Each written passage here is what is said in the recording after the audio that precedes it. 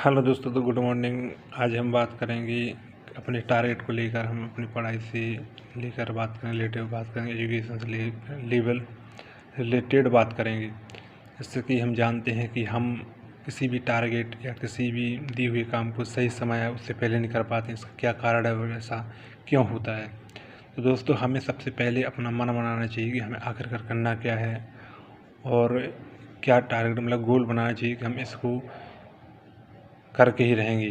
जैसे कि हमने मान लिया कि हमने आज कोई सा भी वर्क दिया गया है काम करने के लिए, तो हमें उसको इतना टारगेट करना चाहिए, इतना कॉन्फिडेंस होना चाहिए हमारे अंदर, इतना काम करने की क्षमता रखनी चाहिए उसको हम समय से पहले कर सकें।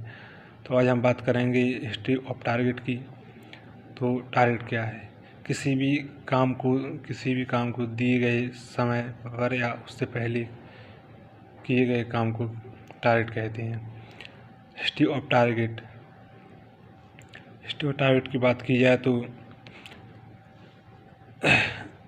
अमेरिकन हार्वर्ड यूनिवर्सिटी ने इंडिया के 100 स्टूडेंटों पर एक सर्वे किया था, वो 1953 में। तो उन्होंने पाया था कि इंडिया के जो 70% स्टूडेंट हैं उनका जो टारगेट है, उनका रफ टारगेट है, मतलब कोई टारगेट नहीं है उनका। ऐसा टारगेट है 70% का कि वो कोई जॉब पा जाएंगे तो ठीक है, नहीं लगा तो कोई दिक्कत नहीं। इसके बाद बात करते हैं 17% स्टूडेंटों पर सर्वे किया था, तो उन्होंने पाया था कि उनका कोई टारगेट नहीं था।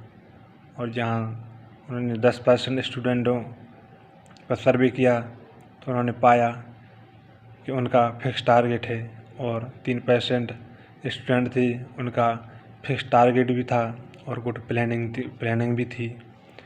इसके बाद आफ्टर 20 ईयर्स बाद देखा गया, उन्होंने पाया कि जो 70% स्टूडेंट थे वो APL गरीबी रेखा के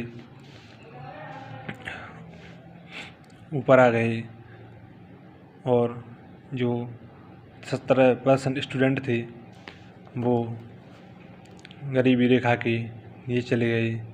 और जो 10% स्टूडेंट थे उन्होंने अपना टारगेट अचीव कर लिया, यानी अपना मकसद में कामयाब हुई, अपनी मंजिल को पा लिया।